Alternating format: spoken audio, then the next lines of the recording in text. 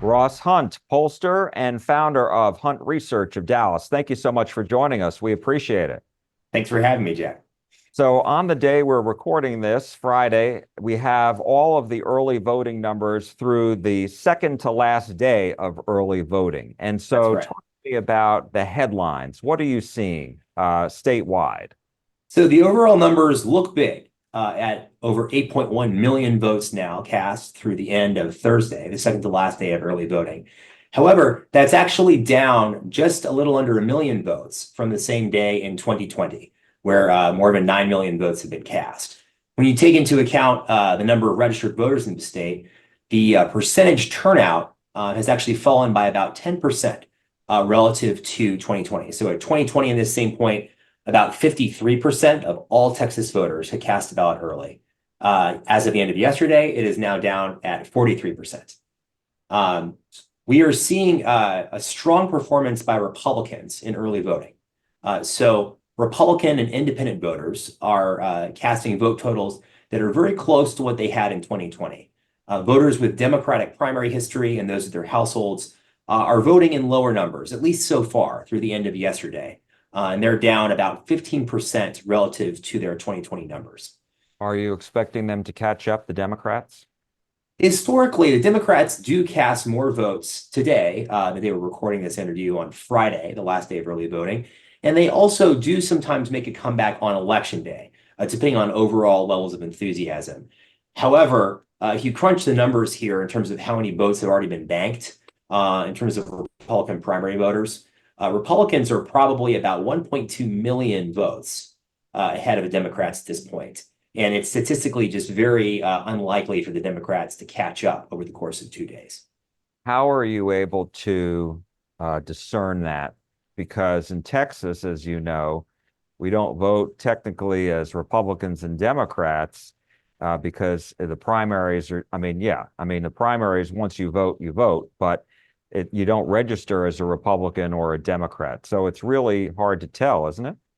Yeah, that's a great question, Jack, and a good point. It all comes down to election transparency. So, in order for us to make sure that our votes are counted in Texas, everyone's vote is a matter of public record. And so, anyone can go online and you can check this yourself if you want to make sure your vote counted. You can look yourself up, and I still have to go vote. Like many people, I'm waiting. I need to vote later today, at Friday, or on election day. But once I've done that, I can go in and see that I voted, and then I can go take my record and compare it to my primary history, a Republican primary or a Democratic primary, and see which way I lean.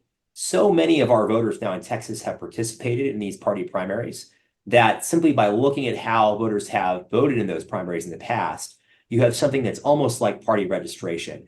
I use a variety of other information as well, including consumer information and statistical modeling to kind of fill in the gaps.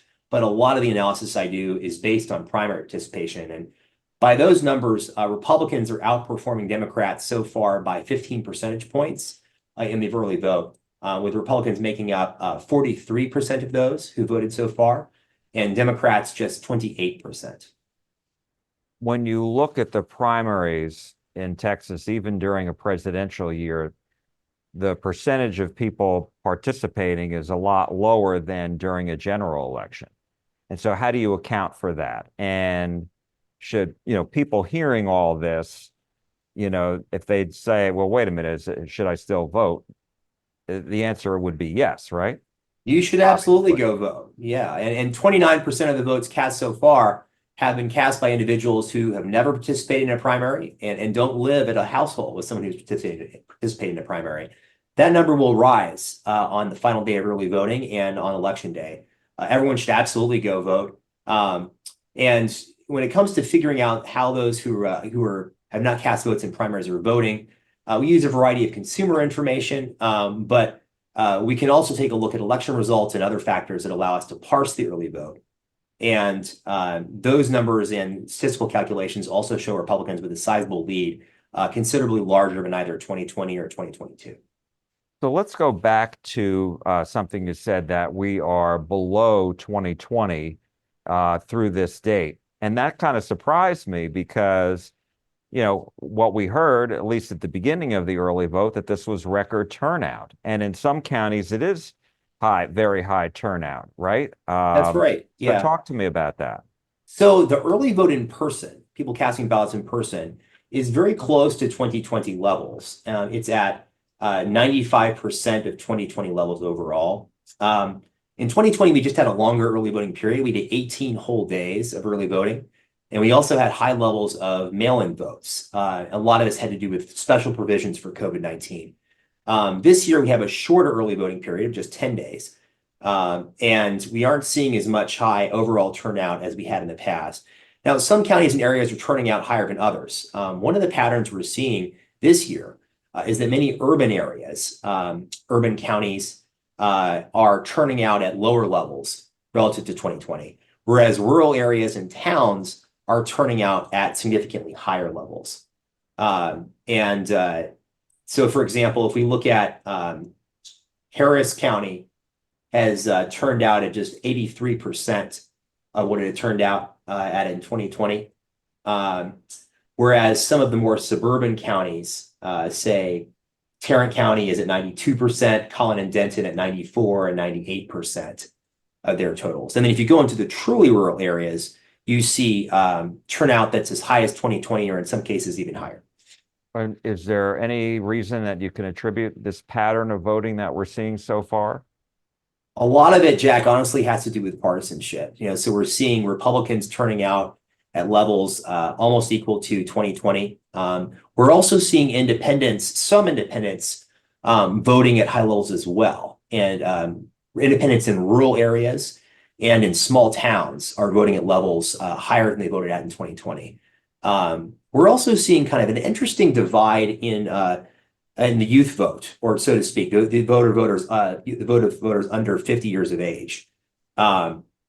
Democratic voters under 50 are turning out at much lower levels than we had seen in the past. They seem not, at least so far, to me, not as energized as they had been in 2020. They're at about 4/5 of their voting strength in 2020.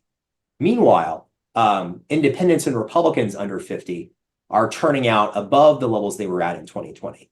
And so we're seeing some enthusiasm from younger voters who are in the center or on the right.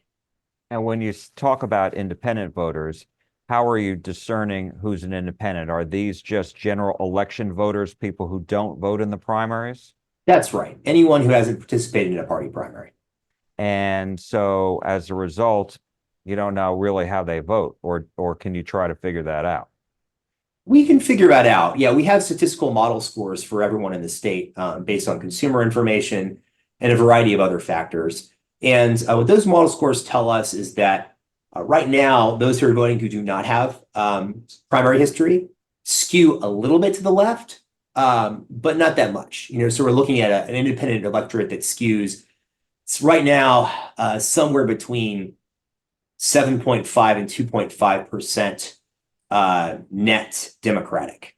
They lean a little bit to the left, but not enough to counteract the significant lead that the Republicans have just based on the turnout of their party faithful. And my last question to you is, what exactly are you going to be watching on election night? Well, I'm going to be interested to see how the urban counties turn out and whether there is a surge in turnout from Democratic areas. I am going to be very interested to look at South Texas. What we have seen over the course of the past several election cycles is that whether it's because of President Trump or for some other reason, we've seen a lot of Tejano voters in the South changing how they think about themselves, starting to think about themselves as Republicans. And we've seen a lot of counties flip from blue to red.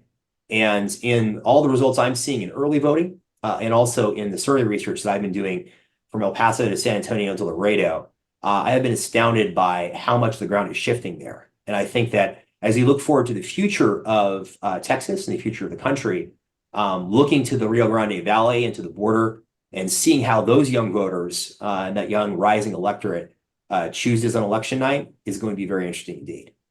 All right, Ross Hunt, pollster and founder of Hunt Research in Dallas. Thank you so much for joining us. We appreciate it. Thank you, Jack.